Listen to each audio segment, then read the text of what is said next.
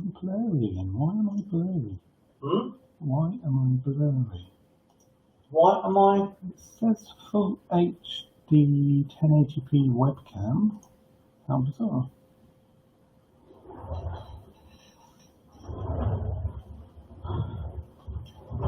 Hello everyone. I'm here again. Bear with me for a couple of seconds. As you know, I'm trying out something new today. I'm actually going to be on Twitter and on Facebook and on YouTube all at the same time. So hopefully it's going to work. So just bear with me for a couple of seconds and we'll see what we can do. So we're just getting myself into focus. There we are. That's a little bit better. Now at least you can see my face. I don't know if that's a good thing or a bad thing. But anyway, here we are. Again, I thought what I would do is I would just go through and talk about the things you should be doing now and also going into April. The weather here down in Canterbury area it's bright, it's sunny, but there's a very strong cold wind outside. So the soil is still a little bit cold out there, but there's still lots to do either inside or outside, depending upon how hard you are, whether you like going outside when it's a little bit nippy. I do, I prefer it.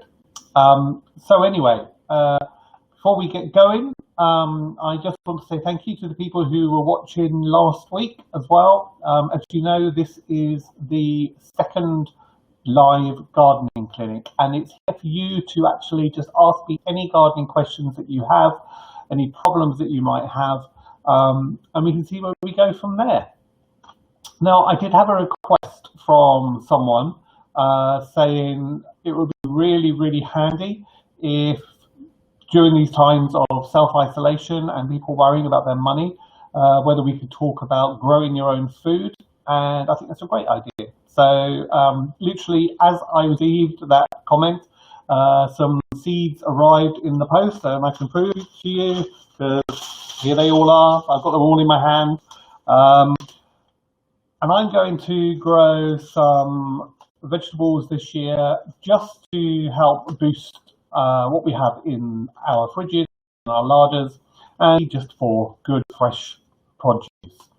So I'm going to be growing this year some salad onions. They're the bunching type of salad onions, and they are a hardy annual, and so they can be sown outdoors between March and November. I've also got some radish. Now radish are brilliant because they're very quick, and you can also eat their young leaves, which are really tasty in salads. So I've gone for radish sparkler, which is a half hardy annual. So it can be going outdoors between March and August. So I've got those. I've also got some Swiss chard, or the rhubarb chard, which is a hardy biennial. So you sow outdoors between March and August. So they're great as chard. You can just quickly cook them very quickly in a frying pan with a little bit of garlic, and just have them as a side dish, and they're absolutely delicious and full of goodness. And then I'm going to try some baby carrots. I've gone for Amsterdam Forcing, which is a very small baby carrot. Again, it's a hardy annual, so it can be grown out between February and August indoors, but then outdoors between February and August as well, depending upon where you are in the country.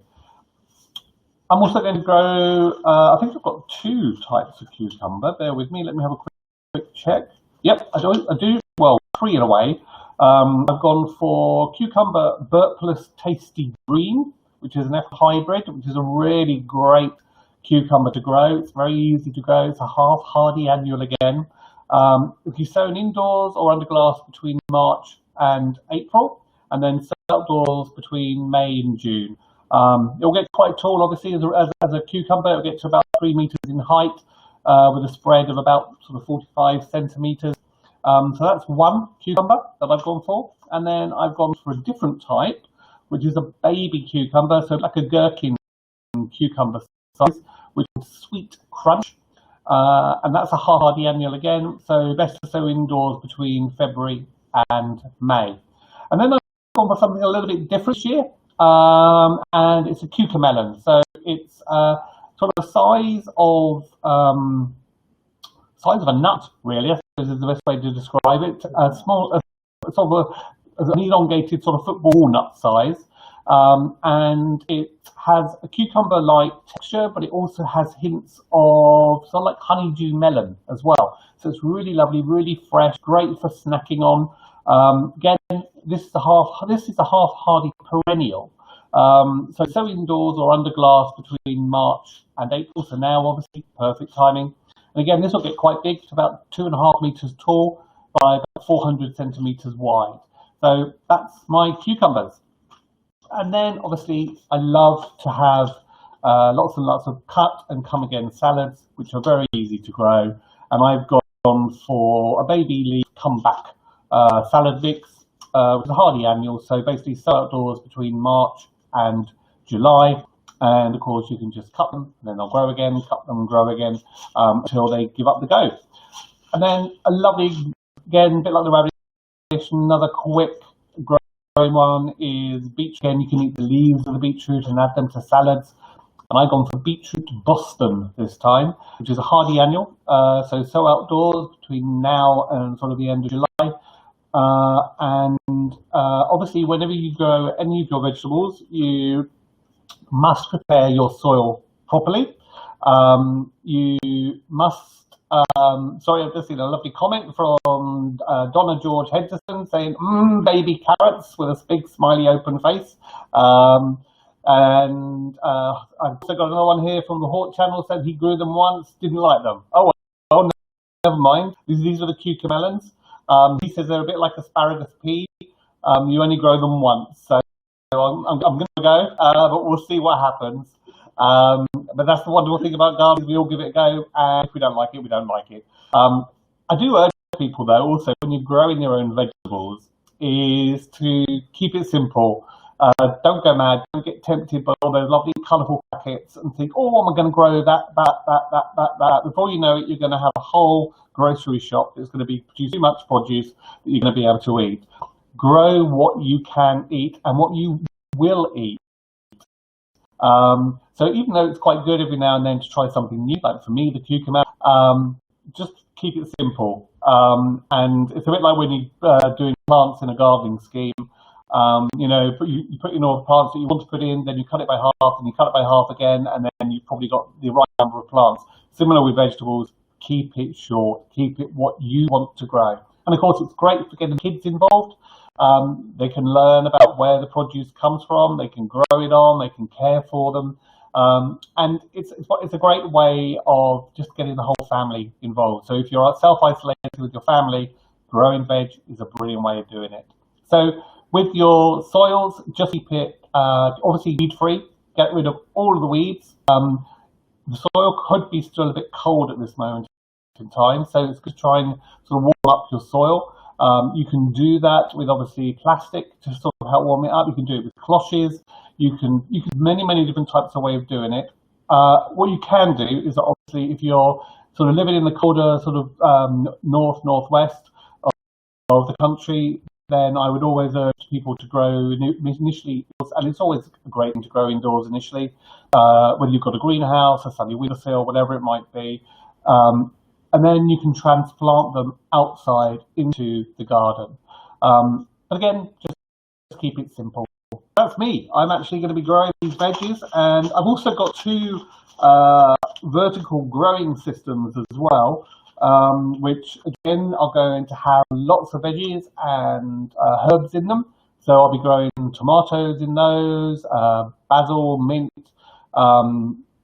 peppers, lots of different things. And that's actually, they're brilliant because this is grown in coir, which isn't dirty, doesn't get messy. And it has a tank full of water at the bottom, and you add sort of a nutrient into the water at the bottom, and then it gets sent up through a pipe, and then it cascades all the way through down the wonderful coir products, and the plants love it. And last year we had so much produce, it was incredible. So I've got 2 of those going, and I'll be as well. So I think that should keep us going, the two of us, going for quite some time. But obviously, end of March, we're now also going into April. So what else should we be doing at this time of the year? Well, obviously, at the moment, we can just sit and enjoy it. I urge everyone to do that, especially if you're self-isolating. It's important to try to get outside. And that doesn't always mean going for walks. Sometimes it just means sitting outside in the garden or sitting in a park, surrounded by nature, and just enjoying what you actually can see and experience. And it's something which I think a lot of us sort of take for granted sometimes, but just take a lovely sort of either or when if you're in your own house, just take a cuppa outside, sit down, slow your breathing, and before you know it, your shoulders will have dropped. Just do it for 10 minutes and you'll be good. I've just had another query. Hello from Julie. She's saying, good morning, Mark. I've never grown vegetables. Something this year when I've listened carefully to your suggestions. Very best wishes. Julie, I wish you all the best of luck. Any queries, any problems, obviously just let me know. The knack also with growing vegetables, before I move on to something else, is making sure that you don't sow too easily. Make sure you've got enough space between your seedlings to grow. Sometimes people sort of panic a bit because they sort of take for carrots, for example, which are tiny, tiny seeds. They'll grow loads of them, they'll sow loads of them, and obviously they'll get loads of greenery come up and they'll think, yay, I've got a big bumper harvest. But actually they'll just be tiny, tiny little carrots if you leave them all congested like that. You must thin them out. I know it's tricky because you're sort of putting out a plant and thinking, oh, just growing that on, but just for the bounty that you're going to be leaving in the soil. And that's the important thing. Oh, so Julie's just saying that. She's just saying she's just sitting in the garden with some sun on my back and start staring into space. And that's the best thing to do, Julie. It really, really is. Just take in the springtime. For me, this is all about forsythias, camellias, magnolias, and it's all about sort of making sure that you just have the most wonderful things to look at and experience. So what are we going to be looking at? We're going to be looking at, obviously now is a busy time if you've got a greenhouse. So if you've got a greenhouse or somewhere heated, it's a good place to start growing tomatoes as well as peppers, marrows and vegetable seeds. But you can, as I say, you can do it exactly on a windowsill. It's no problem at all. Also, now's a great time to pot up cuttings of fuchsias and geraniums. Now I've got a little video that I will be putting out soon, which is showing taking cuttings of pelargoniums, or other people call geraniums as well. Very simple to do, very quick to start rooting, and before you know it, you've got the plants for free. Also, buy some baby plants. You know, one of my videos shows plug plants. You can grow vegetable plants from plug plants. People do sell these already pre-grown, and you literally then just put them into the garden, into a pot or into a border, and they'll just grow away, and you don't have all that hassle of doing it from seed. Obviously, going into April, also we want to think about summer bulbs. So everyone always thinks about spring bulbs. So everyone thinks about snowdrops, daffodils, etc., and tulips. But there are bulbs that will see us all the way throughout the year. But April time is a great time to start planting and sowing gladioli, lilies, and of course later in the month, dahlias. I love dahlias. They're great fillers. They're absolutely colourful, come in a range of colours. So many different things, so many different types you can grow, from a ball-shaped one to a water lily-shaped one. There's something for everybody with a dahlia, I would say. And of course, brilliant for cut flowers as well. With lilies, my knack is to always plant lilies into pots. And that way I can just, if I get an empty spot within the border, I can drop that pot in with the lilies, and I've got some instant colour and as well. So it's a great way of doing it. There are sort of more the species type of lily, like Henry I, for example, which is lovely orange with speckles on it, will do brilliantly in the ground and will actually grow year on year and get larger and larger as a clump. So there are some that will do better in the soil, but most of the time I always grow mine in pots because I can put them wherever I want. With gladioli, obviously you want to think about, again, where you might have sort of dead spots within the garden. So this is where sort of I always take photographs of my borders throughout the year, and it's a good sort of tip really to get into, is to do this, because then you can sort of see where gaps are year in, year out, and you can start planning for that. And gladioli are brilliant for that because they don't take up much space down below, but of course they come up and they flower and they're absolutely gorgeous. Also begonias. Begonias are a great thing to grow. I'm not a great fan of begonias myself, but the important thing is that you want the concave, you always remember, concave, see, it's that shape. That's the one where you want it to be sort of pointing upwards. That's where the growth is going to be.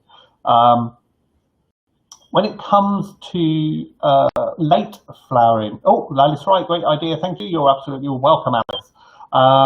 With regards to later flowering plants, such as buddleia, lavatera, clematis, lavender, and rosemary, prune them back in April.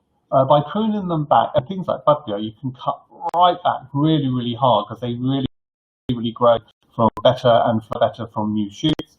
Cut them back hard. I know, again, it's very difficult when you've got a plant growing, it's been growing and you've got it to a nice shape and you sort of think, yes, this is it. And then you leave it, you don't cut it hard back and it doesn't flower as well, and you think to yourself, oh dear, what's happening?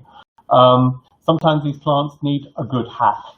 They need to be chopped back to just feel better and to produce better flowers for you as the person who's looking after them. So be brave, go in there, cut them back, either with secateurs or some pruners, or if they're a little bit thicker with a saw, just do that very, very simply. Be careful, obviously, and cut them hard back.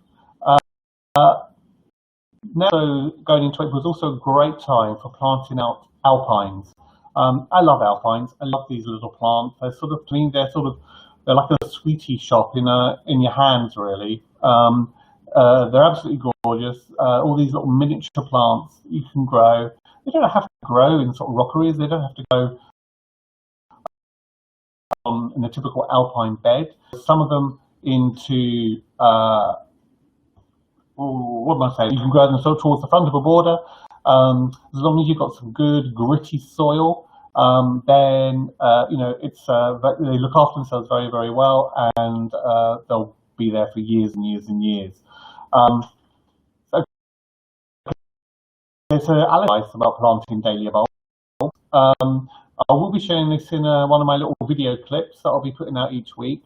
But just to give you an idea, so dahlia bulbs, when they arrive, they don't look very attractive.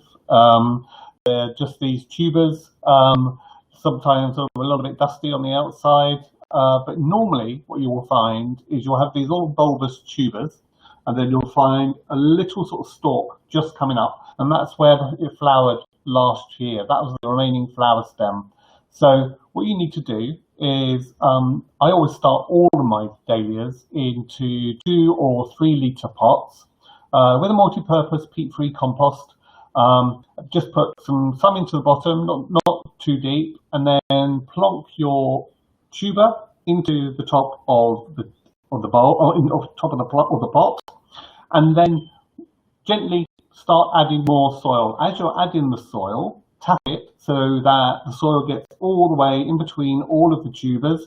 And what you're aiming for is you're aiming to get the plant planted, or the tubers planted, so that the tubers are below soil, and that sort of stem, you can see where that sort of just comes down and then starts meeting the tubers. That should be at the ground level, or the level of the pot. That's what you're aiming for. It can be slightly low. All you need to do is put them somewhere warm, somewhere sunny, give them a bit of a water. Don't overwater, but just put them somewhere sunny, and before you know it, within weeks, you'll start getting really coming up. And the great thing about that is you can then take what's called basal cuttings. And what that means is you'll get up from one of the tubers. You probably get half a dozen from one plant. Sort of just follow it down, right the way down to a tuber, get a sharp knife, slice it off, if you can with a tiny bit of the tuber, even better, and take it off, and then you've got this little plant that you can just pot up into a smaller pot, and before you know it, you've got another new plant for free. I will be showing that also in another little video tip, because it's a great way of just expanding your dahlia range, really. So dahlias are brilliant. They're really hassle-free. I would grow them on in somewhere warm, windowsill, porch, greenhouse, for a good sort of few weeks until you know that the frosts are completely gone in your area, wherever you live. And then you can just pop them out, take them out of the pot and put them into the soil, plant at exactly the same depth as they were in the pot. When you put them in, it's always a great idea also at that time to put some stakes in, put some bamboo canes in, or some kind of framework to hold them, because some of these dahlias do get tall. You know, an average dahlia will get between sort of 70, 80 centimeters, even up to 1.2 meters in height. You can get much shorter varieties, which don't really need the staking, but those taller ones sometimes do, because if you imagine it, you know, they're growing there with their stems. They've got these sometimes very large flower heads on them. They're quite heavy. So you need to just support them, and you just tie them in and just tie them to the bamboo canes. So dahlias are brilliant. They are really cost effective at producing masses of flowers from just one selection of tuber. For me personally, I like going for reds, oranges, amber colours. Those are sort of rich, summery colours that you really think about. Sometimes I actually leave my dahlias in their pots though, because similar to the lilies that I was just talking about, I leave them in a pot and I can then move them to place within the border. So Donna's just asked, do dahlias need new soil each year? Right, well, that's a good question. And again, it depends on where you live. If you are growing your dahlias in the ground, then it's always a good practice to lift them up once the top of the plants have been damaged by frost, late frost. So I'm talking sort of October, sort of November time. Just dig the whole plant up, cut off the stems, leaving sort of around about the 5 to 10 centimeters of stem on each one. Shake off all the soil that you possibly can, put it into a crate, into a cardboard box, something, and then just turn the whole thing upside down. What you're doing there is you're just going to get rid of all that excess moisture that could potentially lead to diseases during the winter time. Just slightly dust it with some sort of dry or used compost, actually is perfect for it. And then just put it somewhere in a shaded spot, forget about it really over the winter time. Just check on them every now and then, make sure they're not drying out too much. You can give them a little bit of a spritz with a hand spray with water, but I find I don't normally need to do that. Then next year, do the whole process again, start them off in 2 to 3 litre pots, new compost, and then move them out into the garden. Interestingly, I did actually ask this question myself a few years ago when I spoke to the National Dahlia Collection, and I asked them that if I'm growing them in my pots, do I have to each year go through that hassle of taking them all out, putting them upside down, drying them all off, putting them in the spent compost, and do I need to do that year in, year out? Their advice was that if you've got a healthy plant in a pot, just leave it in the pot. But what they would advise is that come the springtime, like you do with pots in the garden, you remove sort of the top layer of soil, add some really lovely fresh compost to it, and something like blood, fish and bone or something, or a slow release fertilizer, and then the plants will come up. The only thing I would say is that if you do leave them in the same pot, and just, as they're growing, I would always still lift them out, double check, because sometimes what happens is those nasty slugs even inside a greenhouse or a porch, they will find their way into the tubers, get right up inside, and they could start to rot down. So I always still say it's best if you just lift them out of the soil, shake off all that excess soil or wash it off, double check, make sure you've got rid of all the slugs, all the nasties that might be there. Just sort of press the tubers, make sure they're not all squishy and horrible. If they are, just cut them off. Leave the healthy ones there. There's no harm. You won't do any harm to the plant by doing that. You're actually doing good. Just cut off all the ones that go squishy, bin them or put them onto the compost heap. And then you can then just grow them on. So hopefully that answers your questions, Donna, about needing new soil each year.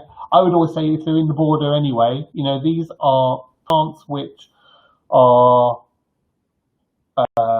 thirsty and hungry plants, and they want to do their best. They want to flower the most. So I would always improve the soil before you plant them out into the garden, by adding homemade compost, by adding compost that you've bought in the bag, and then also adding a slow release fertilizer. I always use blood, fish and bone. For me, it works brilliantly. I find it works tremendously, but also chicken pellet manure. Doesn't smell very nice, but it's a great fertilizer. And you just need sort of a couple of handfuls, just sprinkle it around the top, same with blood, fish and bone, fork it in, and that's it. That's all you need to do.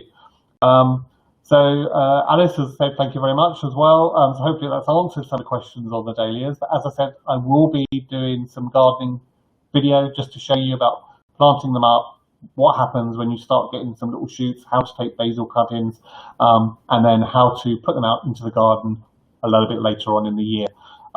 So hopefully that will sort of make things a little bit easier. There's a question here from Yolanda saying, I have loads of compost. I'm interested in no dig. How deep does it need to be to suppress weeds?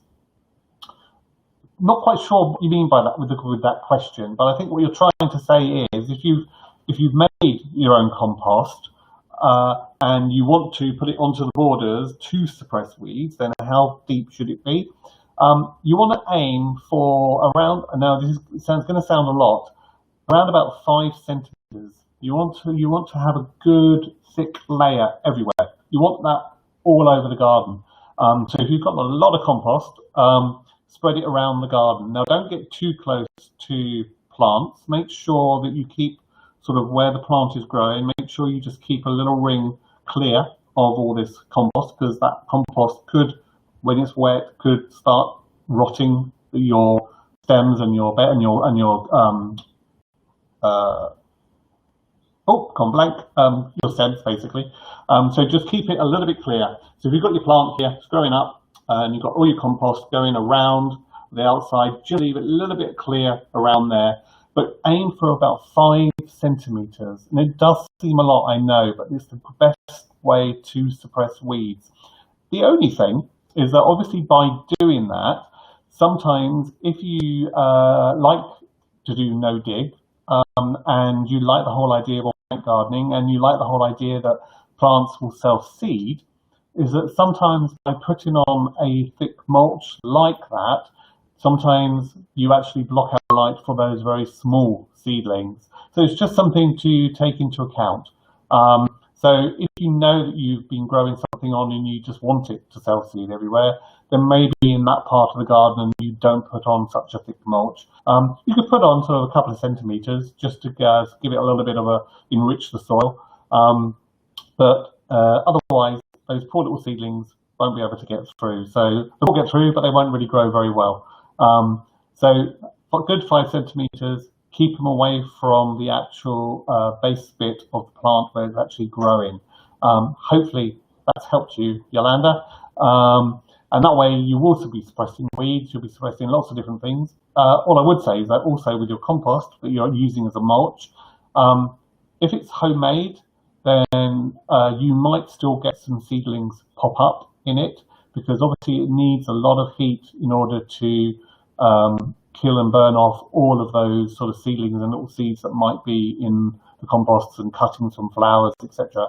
So you might get some little seedlings still if it's bought in compost, then it's always best to ask for what they call screened compost or topsoil. And what that actually means is that it's been checked, it's gone through filters, it's gone through everything to actually get rid of any possibility of any little seedlings going across. It was not going to, if a bird flies over with a mouthful of seeds, drops that seed, and that lands into the compost, that will grow. So unfortunately, you can't get away from that. The birds will still drop things.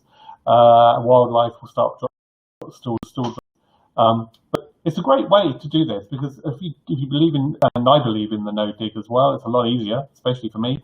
By doing this, what you're doing, you're actually putting the emphasis on the worms, and the worms within the soil will then take that lovely fresh compost eventually down into your soil as well. So then they'll start mixing it all up, and it will start feeding your soil. And I say that the best way to garden is to feed your soil and make sure that your soil is healthy, rather than keep thinking about spraying and feeding your plant. So if you get really good, healthy soil, plants are going to grow well. Yes, of course, every now and then you might want to give a little bit of a boost for the feed or slow release fertilizer. But it's about making sure that you have really good enriched soil. Now, that's obviously the opposite if you want to grow things like wildflowers. Wildflowers prefer the worst soil possible, really. So don't mollycoddle wildflowers. Sometimes that's what I get questions from people saying, well, we've sowed out all these lovely wildflower seeds, and we really enriched the soil because, we'd be great on, well, all that's probably ending up doing is producing lots of green and not many flowers at all. They prefer really harsh soil, really. So if you've got a really awful bit in your garden where the soil just isn't great, sort of just loosen the soil, the top surface, spread your wildflower seed over the top, and water it, and they will love it. They will probably do better there than anywhere else in your garden. So that's just another little tip there. Donna's just said, she's laughing, she said, we have lots of poor soil ready for wildflowers. Well, great, because wildflowers are brilliant, obviously, for wildlife. I make really sort of emphasize the fact that more people should grow more wild native flowers, just to help our bee populations and other beneficial pollinators. Just a small patch or pot somewhere just growing of wildflowers will make all the difference. And if we all do that within our gardens, then we're creating these green corridors that the bees can just hop from one to the other, and just be happy bees. And that's what we want the bees to be. We want them to be happy. We don't want them to go into decline. If I just quickly now move on, obviously, lawns. People who've got lawns, if you're anything like me, our lawn at home is getting smaller and smaller and smaller as I get more and more plants. But sort of early April time is a great time to start applying a spring lawn fertilizer. Sometimes you can get them that have a moss killer as well in them.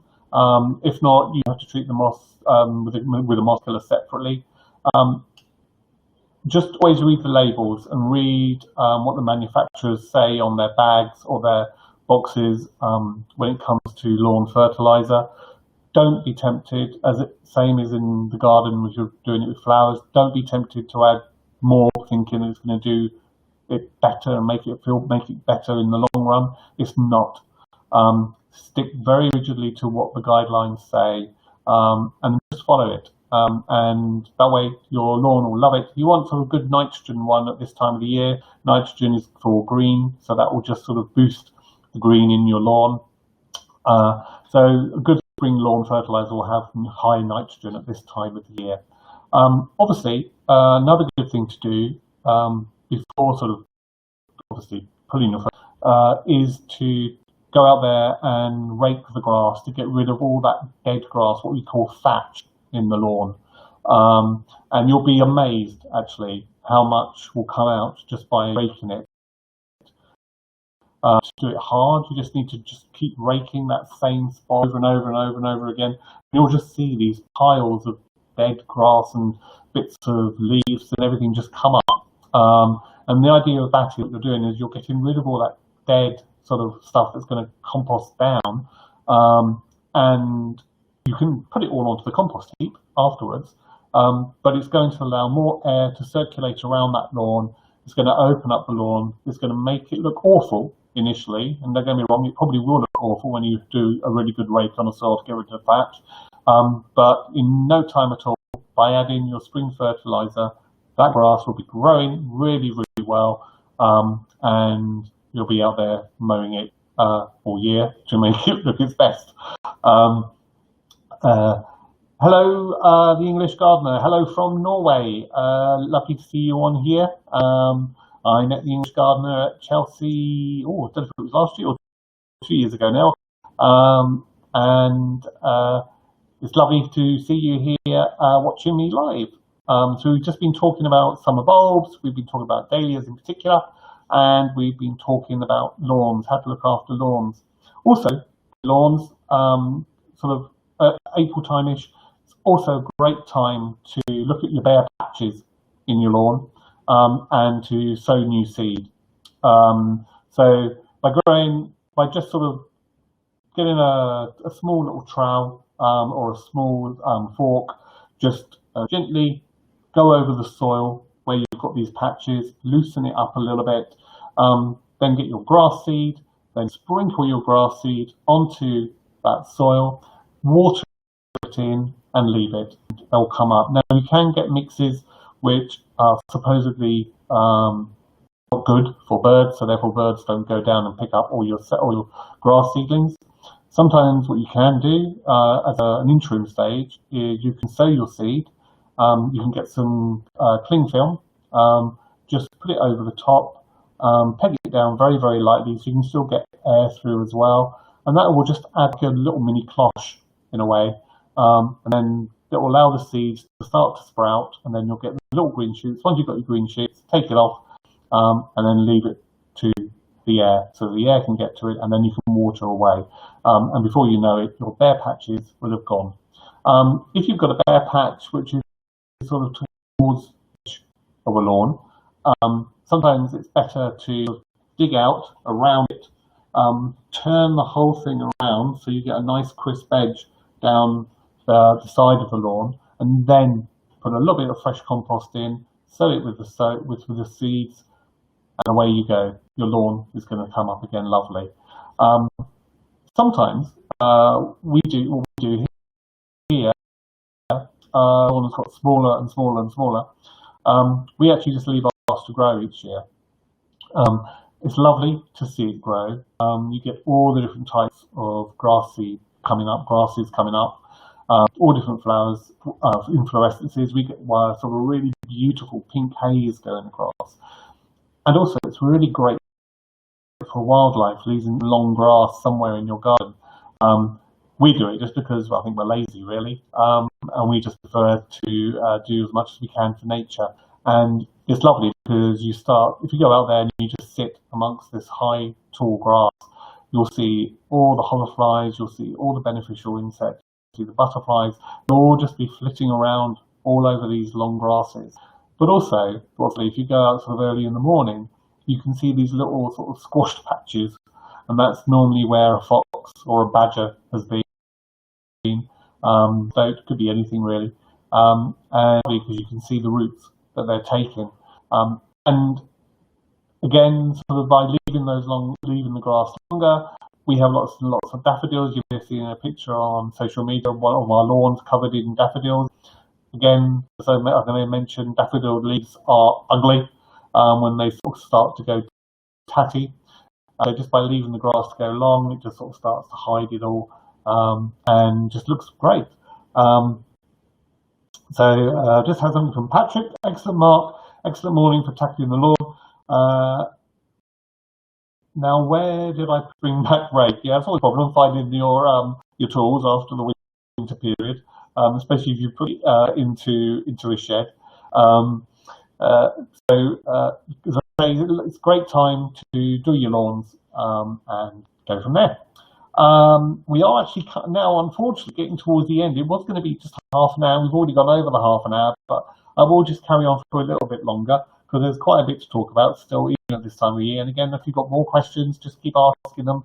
Hopefully I can answer them and see where we go. Hopefully, if I'm telling anything which is sort of a bit convoluted, just let me know. I will try and simplify it because I know there's a lot of terminology, and some terminology is just a little bit difficult to understand. So if there is anything, just let me know, and I'm more than happy to help out wherever I can. So if you I've talked about doing slow release fertilizers.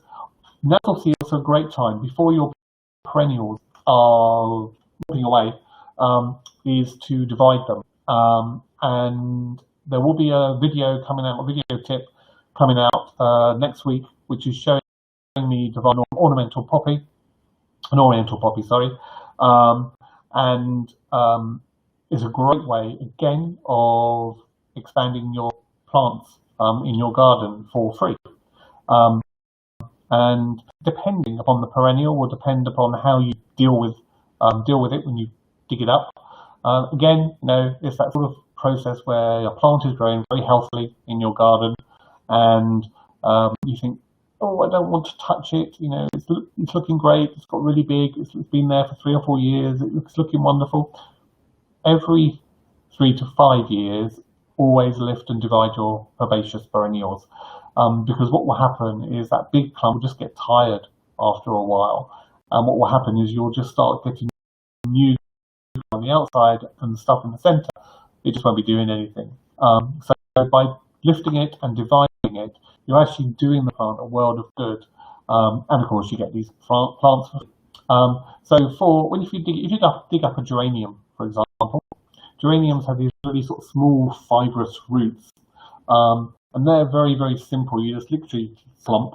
You can normally see where there's another clump and another clump all attached. You can just pull them off. You just pull them off, and that's it. With something like hostas, which have a really, really sort of woody root, then you'll need a saw or a knife or something to cut through. And again, being brave, go for it. As long as you've got good greenery and good roots down below, you can then plant that at exactly the same depth somewhere else in the garden with a little bit of maybe some homemade compost added to it, add some bloodfish and bone as well at the same time, and you'll be amazed that throughout that year you'll also get that free plant.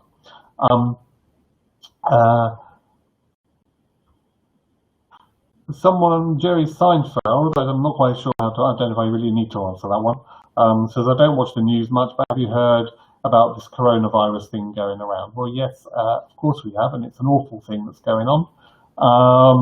And I am self-isolating. I'm self-isolating for another 10 weeks. And it's something that we should all be doing. We should all be stopping these gatherings. We shouldn't be going out unless we need to for essentials, and hopefully this way we can combat it. And as gardeners, there's lots to do in the garden at this time of the year, and it's a great thing to do if you're self-isolating or you're isolating, to get out there, get some fresh air, and get some as well. Obviously, if you love fruit like I do, now is also a great time to plant fruit trees and bushes.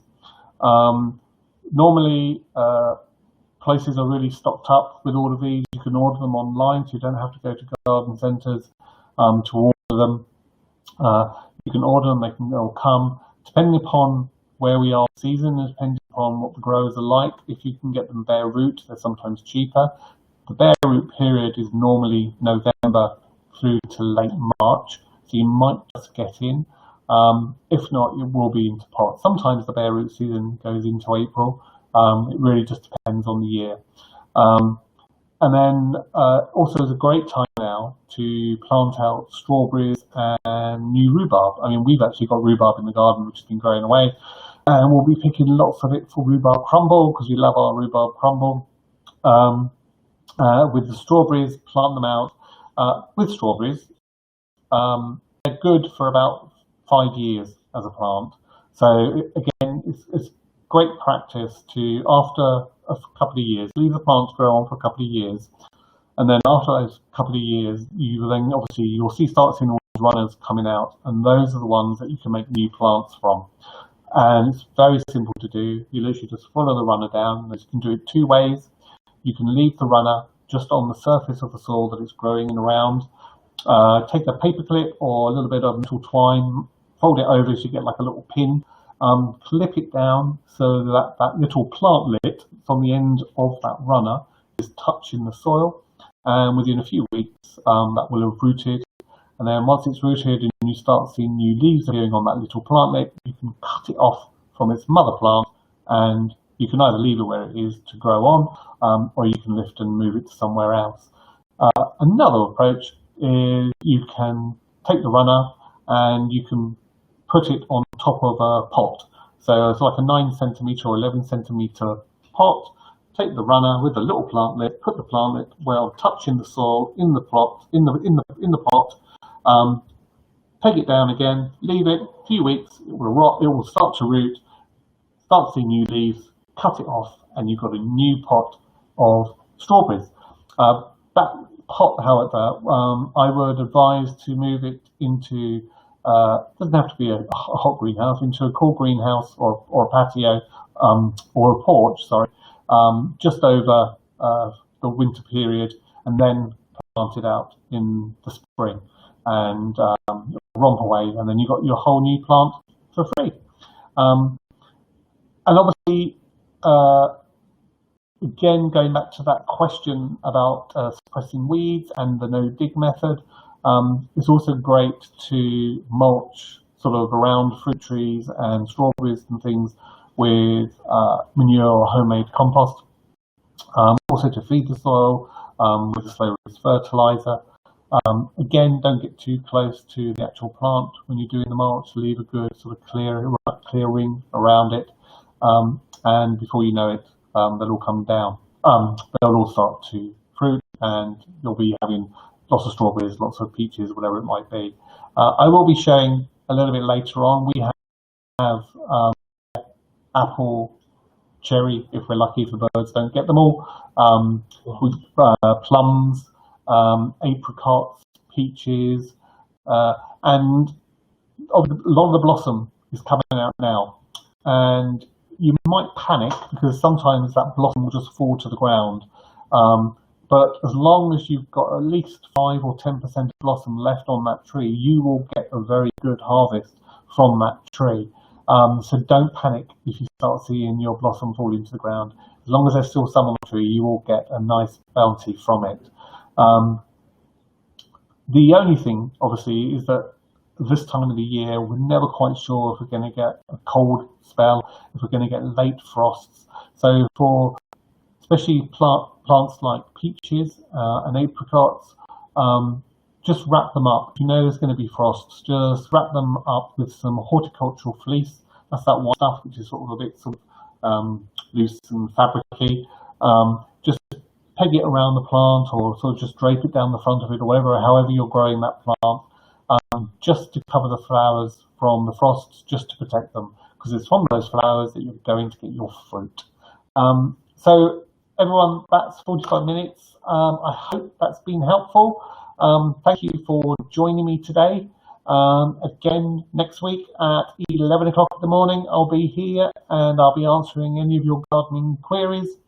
In the meantime, if you do have any further queries, then just send us an email to hello@marklanedesigns.com, and hopefully I can answer them via email, or maybe we can sort of raise it for next week as well. As I say, there's lots to do at this time of the year in the garden. Thank you, Alice, for that lovely little tulip flower. So everyone, happy gardening, be safe, keep self-isolating, keep well, and just get out there and enjoy your garden. And it doesn't matter, even if you have a tiny patch, even if it's just a window box or a patio or a terrace, get out there, do some gardening in your pots, and before you know it, you'll be feeling a hell of a lot better. So thank you, everybody. Thank you Thank you, Patrick. Thank you, Donna. Thank you, everybody, for listening. And again, any queries for next week, just let me know. And keep watching, because there will be some more gardening tips that will be coming out in the following week on my YouTube channel. So thank you very much, everyone, and I wish you a very good weekend and happy gardening.